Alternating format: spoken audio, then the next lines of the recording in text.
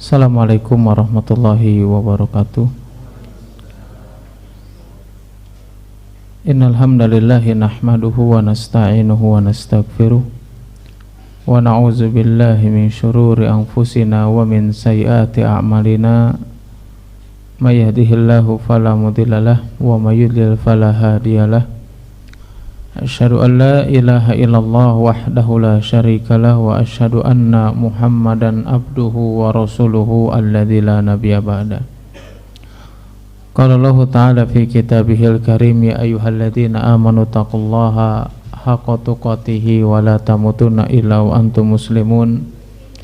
Ya ayyuhan nasu taqu rabbakumul ladzi khalaqakum min nafsin wahidah wa khalaqa minha zawjaha wa batha minhuma rijalan katsiran wa nisaa'a wattaqullaha allati tasaaluna bihi wal arham innallaha kana 'alaikum raqiba. Ya ayyuhalladzina amanu taqullaha wa qulu qawlan sadida yuslih lakum a'malakum wa yaghfir lakum dzunubakum wa may yuti'illaha wa rasulahu faqad faza fawzan 'azima. Amma ba'du. Alhamdulillah, segala puji hanya milik Allah Subhanahu wa ta'ala. Kita memohon berlindung serta bertobat kepadanya, dan kita bersaksi bahwasanya tidak ada Tuhan yang berhak disembah kecuali Allah Subhanahu wa ta'ala.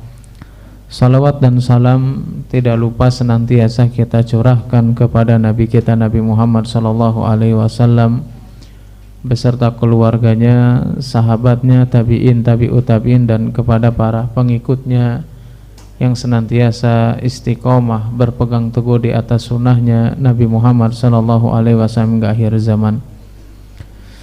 Alhamdulillah, pada kesempatan ini di malam yang dingin ini ya, kita akan melanjutkan kembali pembahasan tentang kitab Al-Kabair atau dosa-dosa besar ya, yang mana di pembahasan sebelumnya ya kita sudah membahas tentang ya dosa besar bagi orang yang tidak membayar zakat ya. Pada kesempatan ini ya, dosa-dosa selanjutnya, kalau dalam kitab yang saya baca, dosa besar yang keenam ya, itu adalah dosa besarnya seseorang membatalkan puasa tanpa udzur ya, tetapi di sini konteksnya itu adalah puasa Ramadan. Kenapa? Karena kalau puasa sunnah ya, meskipun memang ada silang pendapat ya, sebagian para ulama mengatakan kalau orang sudah di tengah perjalanan melakukan puasa sunnah maka wajib disempurnakan. Ini sebagian pendapat ulama ya. Tapi memang ya secara hukum sebagaimana kita ketahui ya, kalau puasa sunnah ya namanya juga sunnah ya. Kalaupun seandainya tidak berpuasa ya tidak masalah ya. Bahkan para ulama menjelaskan kalaupun seandainya membatalkan tanpa udzur itu tidak dikenai dosa. Ya, tetapi memang sebaiknya ya dia menyempurnakan kalau memang tidak ada udzur. Ya, meskipun memang tadi sudah disinggung sebagian ulama ada yang mengatakan wajib meskipun puasa sunnah, kalau sudah setengah jalan maka wajib disempurnakan kalau nggak ada udzurnya, sebagian pendapat ulama. Ya, yang jelas kalau puasa sunnah boleh dibatalkan. Salah satunya kapan boleh dibatalkan? Kalau apa? Kalau diundang makan, kalau bertamu kan itu boleh ya, karena memang ada beberapa alasan kenapa puasa sunnah boleh dibatalkan ketika kita diundang ya. Nah, para ulama itu menjelaskan bahwasanya yang wajib itu didahulukan daripada yang sunnah ya. Memenuhi undangan itu adalah kewajiban, bukan hanya sekedar undangan pernikahan saja ya, tetapi memang di sana juga undangan makan kan sering ada itu. Kalau di Timur Tengah kan sudah biasa seperti itu ya, sering mengundang makan siang lah ya, kalau pagi kayaknya jarang ya, kalau enggak siang ya malam ya, itu sering di Timur Tengah ini sudah menjadi hal yang biasa diundang makan ya. Kalau kita ya kalau ada momen-momen tertentu aja. Nah, menghadiri undangan ketika itu kan wajib. Sedangkan puasa yang kita lakukan adalah sunnah. Kenapa harus didahulukan yang wajib daripada yang sunnah? Alasan yang lainnya adalah karena sifat seorang mukmin, ya, ahabul a'mali ilallah, amalan yang paling dicintai oleh Allah Subhanahu wa taala, ya, yang senantiasa dilakukan oleh orang yang beriman apa? Yaitu apa? Tudkhilus surur ala qalbil muslim, yaitu adalah menanamkan atau memberikan rasa bahagia kepada saudaranya. Kalau kita bertamu, misalkan kalau kita lagi puasa sunnah, kalau nggak makan itu merasa kecewa, ayo kita makan aja, ya kita batalkan saja. Tapi kalau seandainya kita nggak membatalkan puasa, ya, itu juga kita nggak mau makan, maksudnya nggak jadi masalah, itu lanjutkan jauh lebih bagus. Tapi kalau seandainya dengan puasa sunnah tersebut, ya bisa tersinggung, mungkin sakit hati, ya, maka yang didahulukan apa? Menjaga perasaannya, ya. Bahkan itu sebuah kewajiban kalau misalkan kita diundang. Ya Allah alam bisawab, ya. Ini diantara penjelasan para ulama yang harus kita pahami. Bahkan alasan yang ketiga itu untuk menjaga keikhlasan. Kenapa? Dalam kitab Syiar A'lam Nubala itu dijelaskan ada seorang ulama terdahulu, ya. Beliau itu ketika itu berpuasa, ya. Karena dia ingin menjaga keikhlasannya, itu ditanya tuh sama yang punya rumahnya. Gimana caranya dia itu nggak ngomong kalau dia lagi puasa? Jawabannya kesana kemari gitu. Ujung-ujungnya apa? Dia mengatakan puasanya kalau pagi saya puasa, kalau ada yang ngundang makan baru saya makan. Kenapa orang itu nggak ngomong saya sebutnya puasa? Kenapa? Ada sebagian ulama itu untuk menjaga keikhlasan, sehingga apa? Dia membatalkan puasanya ketika itu. Wallahu alam bisawab, ini yang dijelaskan oleh para ulama. Tetapi konteks yang akan kita bahas, ya, yaitu adalah puasa atau membatalkan puasa tanpa udzur di bulan Ramadan. Sebagaimana kita ketahui, ya, ayat yang menjelaskan tentang kewajiban puasa di bulan Ramadan sama dalam kitab ini juga dimulai dengan ayat atau firman Allah Subhanahu wa taala yang sering kita dengar dalam surat Al-Baqarah ayat 183 sampai 184, ya, yang sering kita dengar, ya ayyuhalladzina amanu kutiba alaikumusiyam kama kutiba alal ladzina min qablikum la'allakum tattaqun.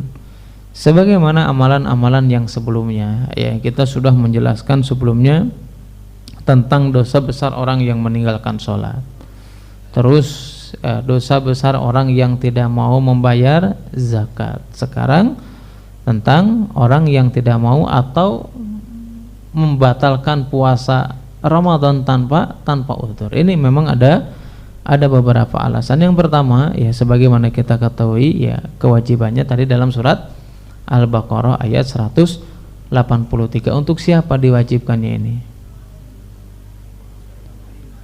Orang yang beriman dan orang yang merasa beriman, ya, makanya dipanggilnya ya ayyuhalladzina amanu, ya. Para ulama menjelaskan itu untuk menjelaskan tentang konsekuensi keimanan seseorang. Nah, kalau orang itu betul beriman, maka konsekuensinya dia harus mengerjakan. Tapi kalau dia nggak mau mengerjakan, dia harus ditanyain lagi itu imannya, dia beriman apa enggak sih, kan begitu. Jadi konsekuensi keimanan itu adalah mereka mengerjakan apapun yang diperintahkan oleh Allah Subhanahu wa taala.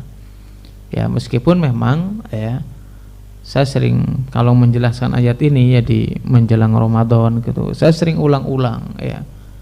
Banyak faedah yang bisa kita ambil dari ayat tersebut, bukan hanya sekedar tentang wajibnya Ramadan saja, tetapi memang ada faedah yang bisa kita ambil dari kalimat ya ayyuhalladzina amanu kutiba alaikumusiyam. Para ulama ahli tafsir itu mengatakan setiap ayat yang diawali dengan panggilan ya ayyuhalladzina amanu, ya, pernah dijelaskan kayaknya dulu di sini apa faedahnya, nang ingat nggak?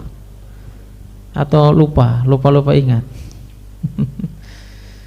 Jadi para ulama ahli tafsir itu mengatakan kalau kita menemukan ayat, ya, diawali dengan ya ayyuhalladzina amanu, panggilan orang yang beriman. Nah, setelah ya ayyuhalladzina amanu itu kemudian dilanjutkan dengan perintah atau larangan, ya, seperti puasa ini kan dilanjutkan dengan perintah, kan begitu. Perintah apa? Wajibnya puasa. Nah, setiap kalimat ya ayyuhalladzina amanu terus dilanjutkan dengan perintah, maka konteks panggilan beriman di sini ini panggilan kepada seluruh orang yang beriman. Maksudnya apa? Baik itu orang yang memiliki keimanan yang tinggi, pertengahan, ataupun iman yang rendah, semuanya diperintahkan, dipanggil untuk mengerjakan kewajiban tersebut. Bedanya, ya, kalau kita menemukan ayat ya ayyuhalladzina amanu, ya, setelah panggilan orang yang beriman, tetapi kelanjutannya itu bukan perintah. Misalkan setelah ya ayyuhalladzina amanu, ya, setelah itu dijelaskan tentang surga, tentang keutamaan orang yang beriman. Nah, konteks panggilan iman di sini ini dikhususkan bagi orang-orang yang memiliki keimanan yang tinggi. Nah, berarti ketika Allah mengatakan ya ayyuhalladzina amanu kutiba, ini semuanya nggak ada alasan semuanya harus berpuasa. Terserah dia imannya sudah tinggi, pertengahan atau rendah, pokoknya dia wajib untuk melakukan berpuasa di bulan Ramadan. Nah, ini faedah yang dijelaskan oleh para ulama ahli tafsir yang harus kita pahami. Nah, mungkin sebagian kaum muslimin, ya, mereka ini bukan hanya sekedar mungkin berbuka saja, tidak puasa. Ya, ada orang sebagian nggak berpuasa itu bukan hanya sekedar mungkin tidak tahu wajibnya saja. Bisa jadi udah tahu dia itu adalah sebuah kewajiban. Tetapi kenapa mereka ini membatalkan, bahkan tidak melakukan puasa sebagaimana amalan-amalan sebelumnya?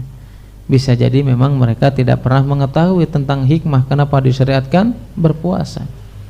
Bahkan, ya, kalau kita betul-betul beriman kepada Allah Subhanahu wa taala, di situ kan ada kalimat ya ayyuhalladzina amanu kutiba alaikumusiyam kama kutiba alal ladzina min qablikum. Diwajibkan kepada kalian berpuasa sebagaimana diwajibkan umat-umat terdahulu. Kenapa? Hikmahnya apa? Justru Allah memberikan motivasi kepada kita. Apa yang menghalangi kita nggak mau puasa? Apa yang menghalangi kita membatalkan puasa?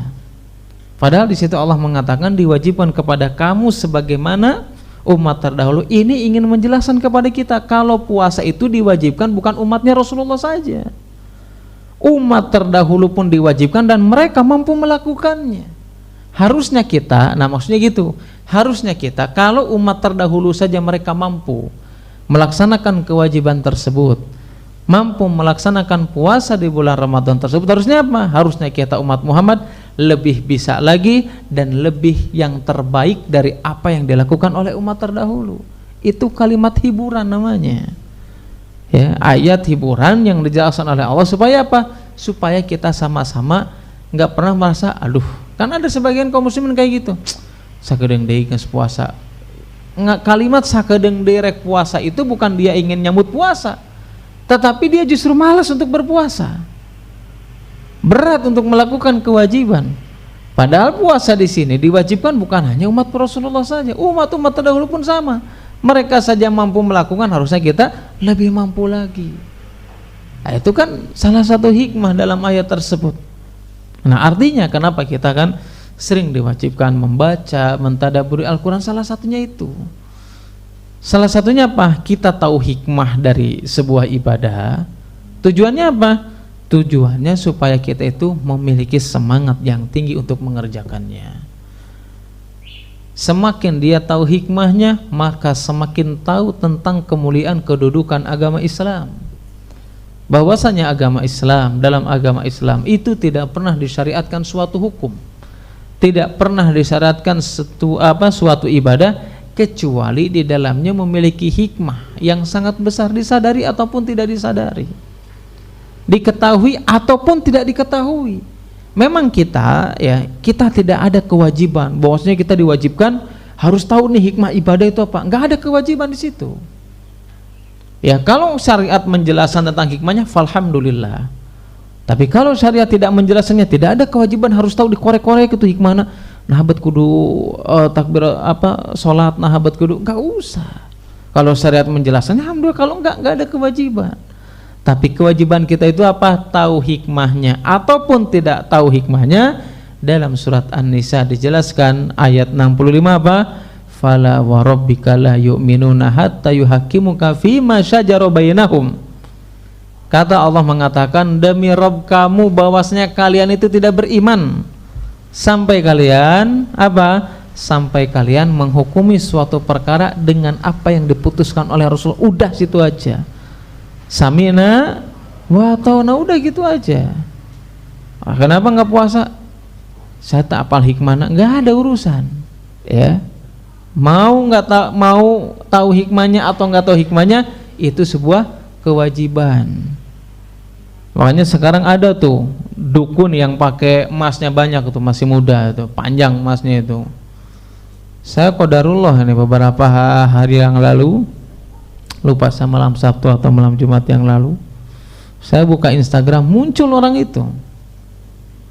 Ya, kurang lebih nih, ucapannya itu gini. Saya ini kalau ketemu sama teman saya suka nanya, ya, ente sholat, kenapa ente sholat? Ente kan sholat nggak kaya-kaya. Coba bayangkan, itu kalimat syubhat namanya itu, kalimat yang bisa merusak akidah seseorang. Padahal hikmah dari sholat itu bukan urusan kaya nggak kaya, bukan urusan miskin dan kaya, bukan, itu kewajiban, terserah dia mau kaya mau enggak, kan begitu. Itulah ibadah namanya. Nah, itu dukun orang itu yang masih muda itu, yang lagi viral itu. Wah, udah ente nggak usah sholat, udah ikut saya aja. Itu apa? Lupa saya sujud apa nyembah gitu di depan pohon. Nah, itu kan orang-orang apa? Orang-orang yang sesat dan menyesatkan, mengajak manusia untuk tidak beribadah. Padahal hikmah ibadah itu ada yang kita ketahui, ada yang tidak kita ketahui. Tapi apa? Ibadah itu atau sholat, puasa itu semuanya kewajiban, terserah mau kaya mau enggak juga. Makanya, dan ini sering terjadi ya. Ya, kalau misalkan bukan hanya sekedar mengurangi, kalau enggak jangan ditonton ya. Sering kan, meskipun itu sinetron religi gitu ya, terserahlah judulnya hidayah atau apapun itu kan sering ada kalimat-kalimat seperti itu. Ngapain kamu ibadah, kamu nggak jadi kaya. Ini bahasa yang membahayakan bagi akidah seseorang. Bagi orang yang beriman, benar, oh kayaknya tiba-tiba sholat anggar sangsara, padahal bukan urusan kaya dan sangsaranya, tapi itu adalah sebuah kewajiban. Ya, begitu juga dengan puasa di bulan Ramadan. Memang ada sebagian hikmah-hikmahnya yang dijelaskan, kayak tadi yang dijelaskan dalam ayat tersebut itu kan dijelaskan supaya apa? Bukan hanya tahu hikmah itu jadi kita, atau nggak tahu hikmah jadi kenor, bukan. Hikmah itu kita ketahui supaya kita semakin semangat lagi. Berarti kalau itu supaya semakin semangat, berarti kalau tidak tahu hikmahnya tetap semangat mengerjakan kewajiban tersebut. Tapi kalau nggak tahu, maka dia tetap semangat, apalagi syariat menjelaskan tentang hikmah tersebut. Makanya saya sering mengulang-ulang ya, baik dalam kajian akidah, dalam kajian fikih, baik di masjid ini ataupun di masjid-masjid yang lainnya. Dan ini kan metode para ulama salaf terdahulu. Kalau kita menjelaskan sebuah bab ya, sebuah ilmu kan biasanya dibahas secara bahasa, dibahas secara istilahnya apa gitu kan, secara pendalilan apa. Salah satunya bukan hanya sekedar tahu wajib enggaknya, tetapi supaya kita tahu hikmahnya. Semakin kita tahu tentang tujuan syariat ya, atau definisi dari sebuah syariat, justru ini yang menjadikan kita menjadi memiliki motivasi yang luar biasa ketika kita melakukan ibadah tersebut. Contoh misalkan ya, saum Ramadan. Kenapa dinamakan Ramadan? Kenapa dinamakan Ramadan, Pak? Ada yang tahu? Kenapa puasa Ramadan dinamakan Ramadan? Kalau saya Ramadan karena saya lahirnya bulan Ramadan, jadi Farid Ramdahan. Kalau saya Agustus mungkin Farid Agustus ya. Ada di sini Agustus enggak ya? Bismillah. Kenapa dinamakan Ramadan tadi? Hah? Ya usah disyariatnya ini bulan Ramadan. Iya betul. Tapi kenapa dinamakan Ramadan di situ? Memang para ulama itu memiliki penjelasan yang berbeda-beda ya, penjelasan yang berbeda-beda ya, meskipun kita tidak terlalu meluas ya, karena kita pembahasannya tentang dosa bukan tentang fikih ya, tapi ini sebagai pengetahuan. Pertama ya, disyariatkan Ramadan karena sebagian ulama itu mengatakan Ramadan itu adalah sesuatu panas, dan bulan Ramadan itu terjadi di bulan yang sangat panas. Disyariatkannya di bulan yang sangat panas, namanya Ramadan. Alasan yang kedua dinamakan Ramadan itu kenapa? Karena Ramadan itu memiliki arti namanya membakar. Terus hubungannya dengan puasa apa? Maksudnya ketika seseorang berpuasa di bulan Ramadan, berarti secara tidak langsung dia membakar dosa dan kemaksiatan yang dia pernah lakukan dengan puasa tersebut. Meskipun definisi yang ketiga sebagian ulama mengatakan nggak ada asal usul namanya, tetapi ini yang dijelaskan dijelaskan sebagian para ulama yang harus kita pahami sebelum kita menjelaskan tentang hukumnya.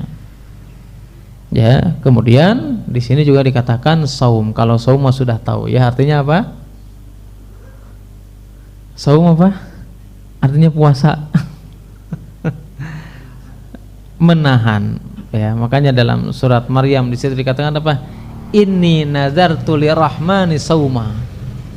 Dalam surat Maryam dikatakan bahwasanya aku ini bernadar kepada Rob yang Maha Pengasih, sauma, menahan untuk tidak berbicara. Berarti artinya apa? Menahan ya. Nah, hikmahnya apa yang lain yang harus kita ketahui, nah supaya kita tidak pernah menyepelekan untuk melaksanakan salah satu kewajiban di antara kewajiban yang diperintahkan oleh Allah Subhanahu wa taala. Jelas hikmah yang pertama itu bahwasanya yang namanya diri atau jiwa seseorang mau umurnya sudah tua tetap secara karakter itu seperti anak kecil. Maksudnya apa? Memerlukan latihan. Dan salah satu seseorang atau salah satu cara yang dijelaskan oleh para ulama agar seseorang bisa terbiasa dengan ketaatan, salah satu latihannya adalah dengan berpuasa. Kenapa? Karena dengan berpuasa dalam keadaan lemah, dalam keadaan capek, dalam keadaan haus, dalam keadaan lapar, kita tetap bisa mengerjakan ketaatan yang diperintahkan oleh Allah Subhanahu wa taala. Ya, jadi untuk melatihkan apa? Yang kedua, untuk belajar sabar. Siapa yang menjelaskan? Ibnu Rajab Al-Hambali rahimahullahu taala dalam kitab Lataiful Ma'arif. Ya, beliau mengatakan bahwasanya kan sabar itu ada berapa? Ada batasnya. Sabar ada batasnya apa enggak?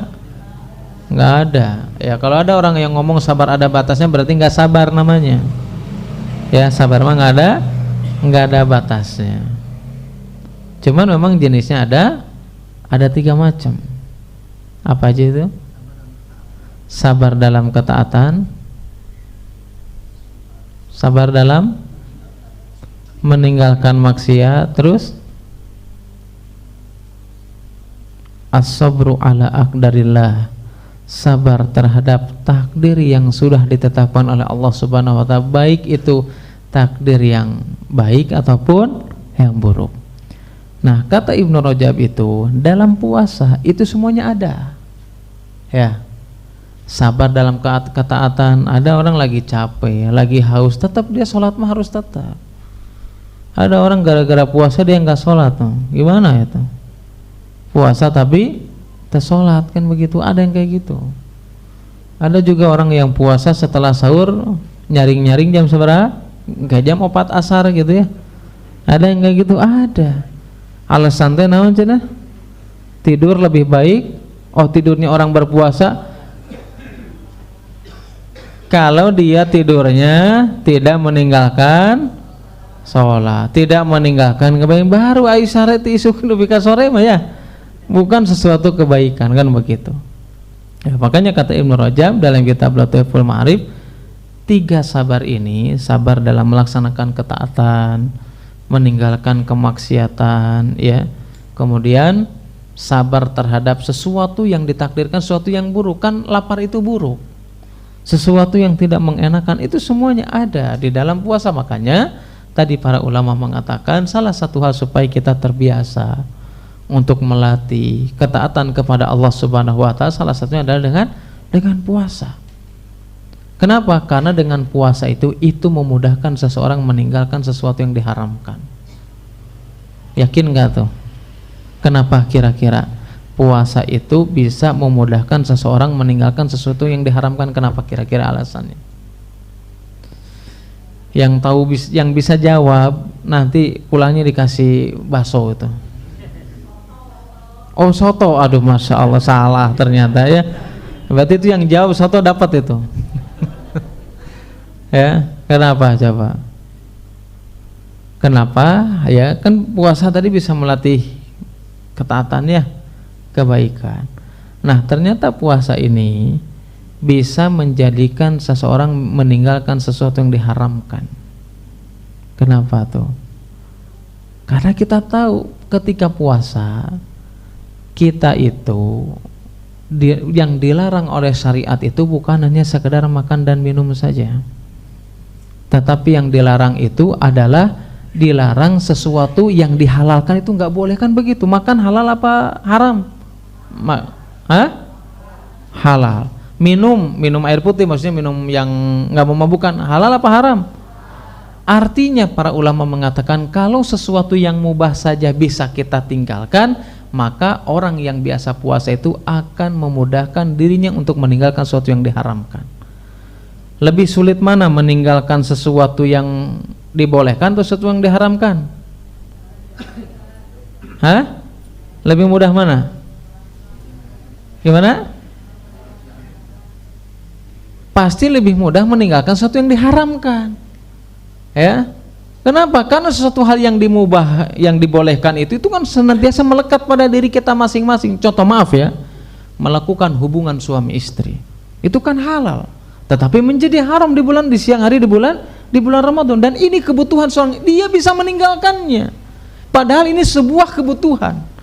Artinya apa? Kalau orang ingin berlatih meninggalkan sesuatu yang diharamkan, perbanyak puasa, atau salah satu hikmah puasa di bulan Ramadan supaya melatih seorang mudah untuk melaksanakan atau meninggalkan sesuatu yang diharamkan. Ya, kalau kita bisa yang mubah aja. Nah, jadi para ulama tuh menyimpulkannya apa? Kalau yang mubah saja bisa ditinggalkan, maknya nu haram tuh bisa ditinggalkan, kan begitu. Tapi kenapa tuh Ustaz, saya puasa tapi jangan bisa ninggalkan? Berarti apa? Bisa jadi ibadahnya nggak diterima sama Allah. Sehingga apa? Kalau dalam bahasa kita mah apa? Capek gawe, wah tapakna. Ya, saya sering mengulang, kalau lihat mobil Cikalong Banyaran, tahu yang kuning? Tahu? Aya tulisannya, beberapa angkot tulisannya uget. Apa artinya? Usaha getol eueuh tapakna. Wah, baru tahu kan? Saya juga baru tahu sekarang ya. Cek saya tenah angkot Cikalong, iya tulisannya uget lain hiji gitu kan, nama gangster atau geng atau naon kusate. Pas kebenaran aya hiji tulisan, ya tulisannya kecil tinggal, oh uget usaha getol eueuh tapakna. Nah, berarti apa? Kalau kita selama ini beribadah nggak ada bekasnya nih, ya, nggak menjadikan kita lebih baik, nggak menjadikan kita bertakwa, berarti tadi teh namanya apa? Ugat namanya. Kenapa? Bisa jadi nggak didasari dengan keikhlasan, tidak sesuai, sehingga Allah tidak menerimanya. Sehingga apa? Padahal dalam ayatnya jelas, la'alakum tattaqun. Kalian diwajibkan puasa itu supaya apa? Supaya kalian jadi bertakwa.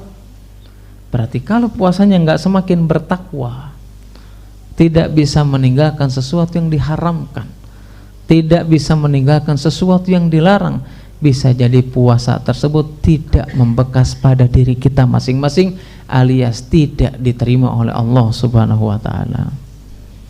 Nah, itu hikmahnya supaya apa? Supaya kita sadar nih.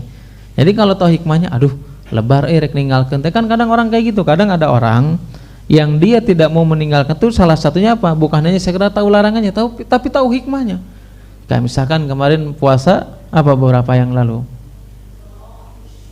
puasa Muharram atau Asyura ya, kan kita kalau tahu baiklah dah sunnah, tapi pas kita tahu lagi, aduh setahun yang sebelumnya dihapus, kan kita menjadinya mau. Kenapa yang menjadikan kita mau? Padahal itu sunnah, karena tahu hikmahnya, ganjarannya, siapapun yang mengerjakannya. Makanya kita harus tahu dulu hikmahnya sebelum kita menjelaskan tentang hukumnya. Ya, berarti apa? Untuk melatih ibadah. Kenapa? Karena di dalamnya mengandung beberapa unsur kesabaran. Dan apalagi di antara sebab seseorang bisa meninggalkan sesuatu yang diharamkan. Nah, hikmah yang selanjutnya dengan puasa itu apa? Kita semakin sadar dengan nikmat yang telah diberikan oleh Allah Subhanahu wa taala. Sadarnya gimana? Coba kita bayangkan. Habis capek, habis lapar, ya, haus, langsung pas buka makan, coba nikmat nakumaha, kan begitu. Meskipun itu hanya dengan apa? Kurma Nusantara alias bala-bala, ya. Tapi nikmat. Kenapa? Itu mengingatkan betapa nikmatnya, ya, apa yang diberikan oleh Allah Subhanahu wa taala kepada diri kita masing-masing. Kan itu bisa kita buktikan. Coba bayangkan. Kita pas puasa, pas puasanya pas hari pertama. Pasti segala dibeli kan gitu ya. Kohlek mah, tutut mah angker dihuapkeun mangan sabungkus. Ya. Wah, ngabuburit hari pertama beli kolak, beli kerupuk mie, ya, beli dan yang lain-lain sebelak. Angker pas buka mangan. Ya cuman beberapa suap aja. Kenapa? Ini untuk mengingatkan kenikmatan yang telah diberikan oleh Allah Subhanahu wa taala kepada kita. Dan hikmah yang lainnya kenapa diwajibkan puasa di bulan Ramadan, yaitu adalah untuk menyadarkan, menumbuhkan solidaritas sesama kaum muslimin. Al-Hafidz Al-Imam Ibnul Qayyim rahimahullah ta'ala beliau menjelaskan, maka di antara cara agar kita bisa ingat dengan saudara kita salah satunya adalah dengan berpuasa. Kenapa? Kita saja nggak makan 6 jam, 7 jam, 8 jam. Coba bayangkan lelusnya luar biasa. Bagaimana dengan kaum muslimin yang lainnya yang mereka mungkin nggak bisa makan berhari-hari, ya, nggak bisa menikmati makanan sebagaimana yang kita makan ketika khususnya di bulan Ramadan. Makanya kata Imam Ibnul Qayyim mengatakan apa? Orang kalau puasa itu salah satu cara apa? Menumbuhkan sosial. Kenapa? Dia akan mengingat orang-orang yang kelaparan di antara kaum muslimin yang mereka beriman kepada Allah Subhanahu wa taala dan Rasulnya. Ya, wajar kalau seandainya tara puasa gitu ya. Puasa tara batal, wajar kalau dia nggak memiliki jiwa sosial. Nggak sadar dia. Ya, bahwa orang lain itu ada yang lebih parah daripada kita, nggak bisa makan berhari-hari. Kita cuma 7 jam 8 jam aja kita nggak bisa sabar. Jelas sampai sini? Mudah-mudahan jelas ya. Nah, ini diantara salah satu firman Allah Subhanahu wa taala, diantara dalil bahwasanya wajibnya seseorang berpuasa. Ini dari Al-Qur'an. Adapun hadis dari atau dalil dari hadis Nabi sallallahu alaihi wasallam, sebagaimana yang kita ketahui hadis Nabi sallallahu alaihi wasallam menjelaskan kepada kita semuanya, bunyal islamu ala khamsin syahadati alla ilaha illallah wa anna muhammadar rasulullah wa iqamis shalah wa ita'iz zakah wa hajj wa shaumi ramadan, ya. Nabi sallallahu alaihi wasallam menjelaskan atau bersabda menjelaskan kepada kita semuanya bahwasanya Islam dibangun berapa? Di atas lima pondasi. Pertama adalah syahadat alla ilaha illallah wa anna muhammadar rasulullah wa iqamis shalah, mengerjakan shalah, wa ita'iz zakah, membayar zakat, wal haji, menunaikan ibadah haji, wa shaumi ramadan, itu adalah puasa di bulan Ramadan. Ini diantara dalilnya. Dia jelaskan dulu ya. Cuman ada 3 aja di sini. Di antara dalil yang lainnya ya yang menjelaskan tentang larangan atau wajibnya berpuasa dan larangannya seorang meninggalkan puasa tanpa uzur, tapi ini hadisnya lemah ya, tapi kita bacakan saja. Di sini dikatakan atau Nabi SAW bersabda, man aftara yauman min Ramadan min ghairi udrin lam yaqdhihi siyamu dahri wa in somahu. Barang siapa man aftara yauman, barang siapa berbuka 1 hari, ini 1 hari saja di bulan Ramadan tanpa adanya udur, min ghairi udrin, ya, tanpa ada udur, lam yaqdhihi siyamu, sesungguhnya itu tidak akan bisa digantikan sepanjang masa meskipun dia melakukannya. Tapi hadis ini dinilai sebagian ulama, ya, diantaranya Syekh Albani rahimahullah taala melemahkan hadis tersebut. Tetapi memang meskipun hadis ini dilemahkan oleh para ulama-ulama ahli hadis, ya, tentu ada hadis yang sangat terkenal, ya, ini yang menunjukkan betapa besarnya dosa yang dilakukan oleh seseorang ketika kapan? Ketika mereka meninggalkan puasa atau mereka membatalkannya tanpa udzur secara syar'i. Hadis yang terkenal yang diriwayatkan Ibnu Hibban dan yang lainnya, hadis dari Abu Umamah Al-Bakhili radhiyallahu taala anhu, beliau menjelaskan, ya, bersabda menjelaskan kepada kita semuanya tentang apa yang dialami Nabi SAW. Ya, kurang lebih, ya, Nabi SAW menceritakan bahwasanya dalam salah satu tidurnya Nabi SAW itu pernah didatangi oleh 2 orang, yang 2 orang tersebut memegang kedua tangan Nabi SAW, kemudian mengajak pergi ke sebuah tempat atau bukit yang sangat tinggi.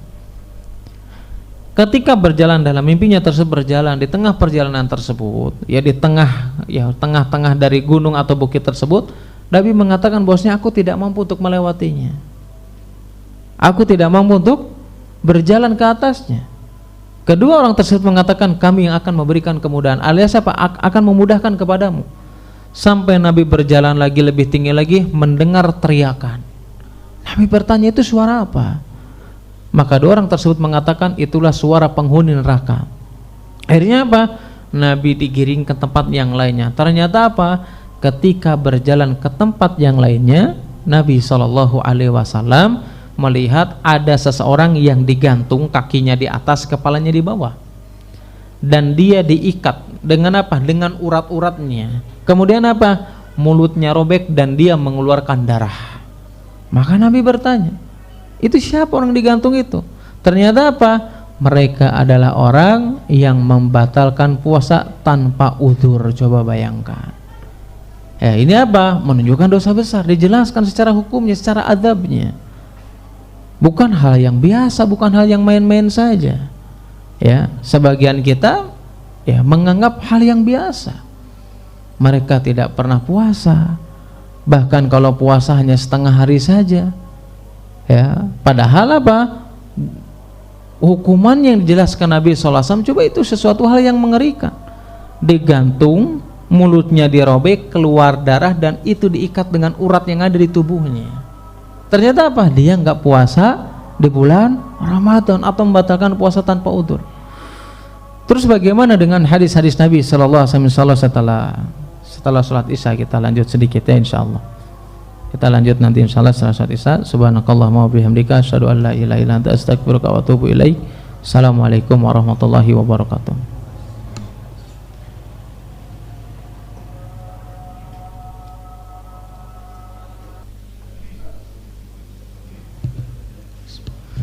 Assalamualaikum warahmatullahi wabarakatuh.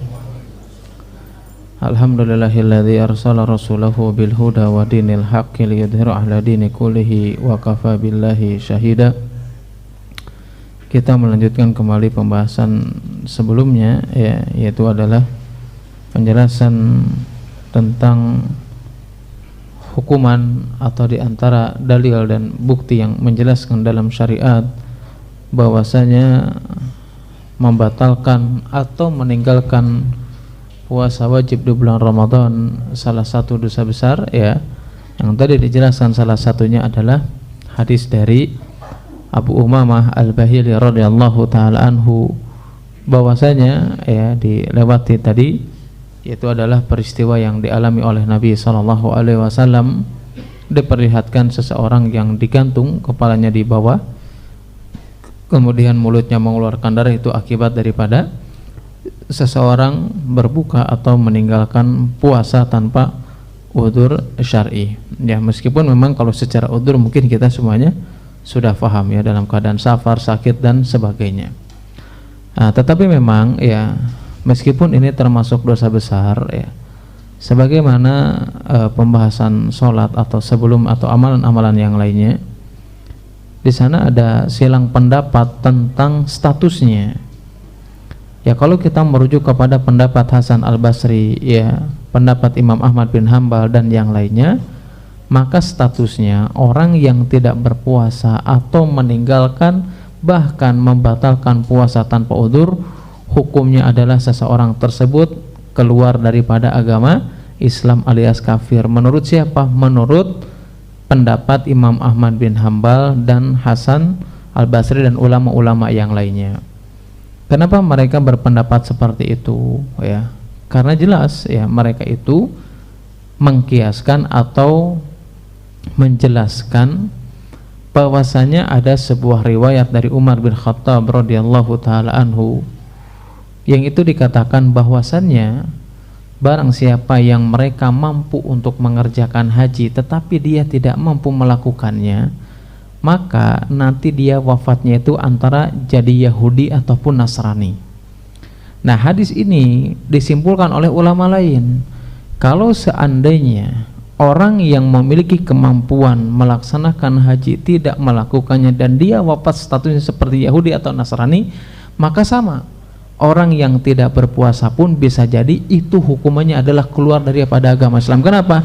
Karena sama-sama dari rukun Islam. Ini mereka yang berpendapat bahwasanya orang yang berbuka atau meninggalkan puasa bulan Ramadan tanpa alasan secara syar'i, atau mereka mengatakan ya, atau sebagian ulama lagi berpendapat bahwasanya ya dia hanya termasuk dosa besar saja tetapi tidak mengeluarkan daripada agama Islam. Di antaranya adalah penjelasan hadis yang mungkin sering kita dengar ya, dari Auf bin Malik radhiyallahu taala anhu yang diriwayatkan Imam Muslim dan yang lainnya.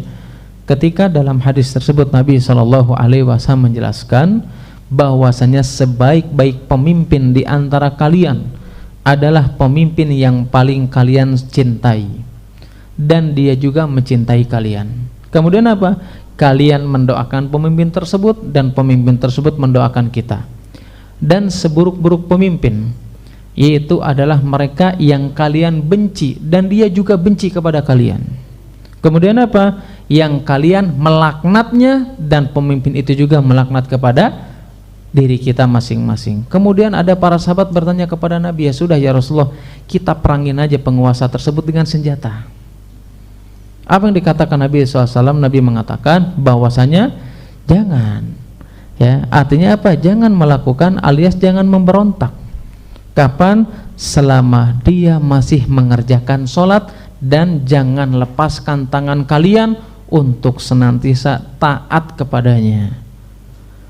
Nah, hadis ini ya hubungannya apa dengan puasa tersebut? Artinya tadi saja ada para sahabat yang meminta izin kepada Nabi untuk memerangi penguasa, tetapi Nabi melarangnya. Kenapa? Karena dia masih seorang muslim. Kenapa? Selama dia menjaga sholat. Artinya seseorang itu bisa keluar daripada agama Islam selain meninggalkan syahadatain, yaitu adalah ketika dia meninggalkan sholat, bukan meninggalkan puasa. Bisa dipahami? Bisa dipahami?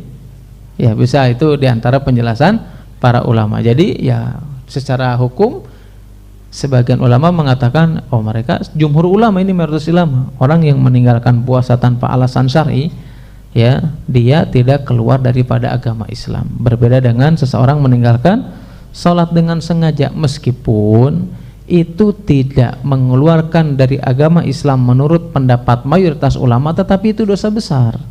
Bahkan itu bisa menjadikan seseorang murtad daripada agama Islam. Kapan itu? Kalau dia dikatakan oleh Syekhul Islam Ibnu Taimiyah rahimahullahu taala ya dalam Sharim Al-Maslul ya, beliau mengatakan bahwasanya kalau ada orang mereka melanggar apa yang dilarang oleh Allah Subhanahu wa taala, kemudian dia meyakini apa yang dilanggarnya itu adalah sebuah dosa, maka dia tetap melakukan dosa dan dia tidak keluar daripada agama Islam. Tapi kalau ada seseorang yang dia melanggar larangan Allah Subhanahu wa taala, dia tahu larangannya tersebut tetapi dia menganggap halal, menganggap itu dibolehkan, sepakat para ulama maka dia keluar daripada agama Islam.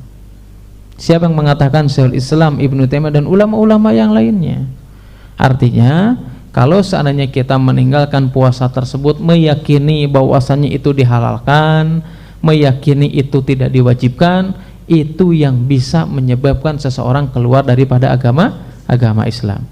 Yang jadi pertanyaan, kalau misalkan kita sudah ngelanggar, kita udah pernah nggak puasa, atau pernah membatalkan puasa tanpa udzur, apakah kita wajib mengqadha? Baru di sini ada silang pendapat. Kalau menurut Syekh Utsaimin dan ulama-ulama yang lainnya, mereka berpendapat orang yang pernah batal, yang pernah meninggalkan puasa sengaja tanpa udzur syar'i, maka dia tidak ada kewajiban mengqadha. Kenapa? Karena qadanya puasa tersebut nggak bakalan mendapatkan pahala. Kenapa? Ini sebagai kaidah, ada dalam sebuah kaidah itu dikatakan suatu ibadah yang waktunya sudah ditentukan, puasa kan waktunya sudah ditentukan di bulan Ramadan. Setiap ibadah yang waktunya sudah ditentukan kemudian dia mengulurnya bahkan meninggalkan tanpa udzur syar'i, maka dia tidak dinilai amalan tersebut. Berarti apa? Hati-hati dengan ibadah yang lain, termasuk apa? Sholat. Sholat juga waktunya sudah ditentukan. Jangan sampai kita mengulur-ngulur waktu tanpa alasan syar'i. Kembali ke kaidah tadi, kalau itu waktunya sudah ditentukan ya, dan kita mengulur bahkan keluar dari waktu tersebut, ini khawatir amalan yang kita lakukan tidak mendapatkan pahala dari Allah Subhanahu wa ta'ala. Ini menurut Syekh Utsaimin. Tapi menurut Syekh bin Baz, menurut Syekhul Islam, mereka berpendapat orang yang bertobat pernah tidak puasa batal atau tanpa udzur syar'i, maka dia selain bertobat dia harus mengqadha puasa tersebut.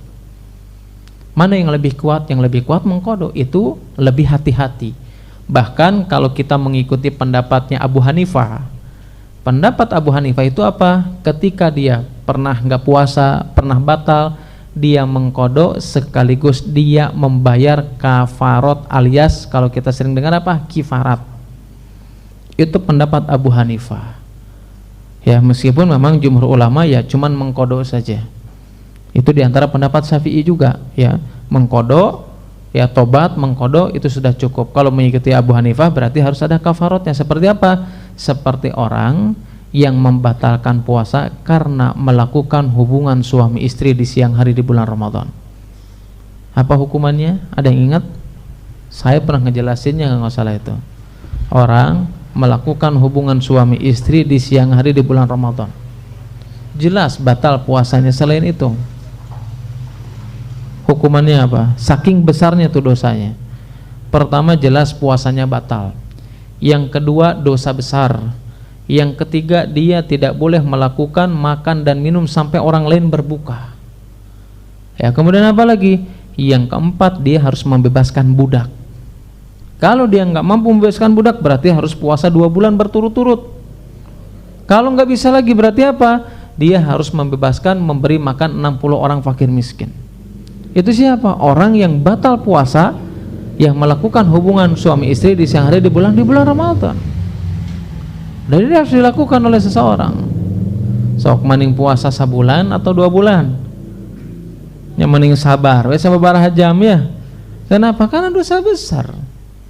Makanya apa? Nah, dalam mazhab Abu Hanifah itu, selain dia tobat, mengqadha, membayar kafarat, sebagaimana orang yang dia membatalkan puasa dengan melakukan hubungan suami istri di siang hari di bulan Ramadan. Ya, berarti apa? Ini adat dalil-dalil baik dari Al-Qur'an ataupun hadis Nabi SAW yang menjelaskan kepada kita betapa besarnya orang atau dosa besar yang dilakukan oleh seseorang ketika mereka tidak mengerjakan puasa di bulan Ramadan atau mereka membatalkan secara sengaja alias tanpa udzur syar'i. Wallahu taala alam bisawab. Ya, ini mungkin yang bisa disampaikan ya. Karena kalau lebih luasnya lagi itu khusus di pembahasan fikih ya. Insyaallah mungkin nanti ada waktunya kita akan menjelaskan lebih luas. Wallahu alam bisawab. Ini mungkin yang bisa disampaikan hari ini, mudah-mudahan bermanfaat khususnya bagi saya pribadi, umumnya bagi bapak-bapak dan ibu-ibu sekalian. Ada mau ditanyakan dulu? Kalau tidak ada ya ditutup nih. Soalnya wanginya udah mulai ya. Jadi enggak khusyuk. Ya, subhanakallahumma wa bihamdika asyhadu an la ilaha illa anta astaghfiruka wa atubu ilaik. Wassalamualaikum warahmatullahi wabarakatuh.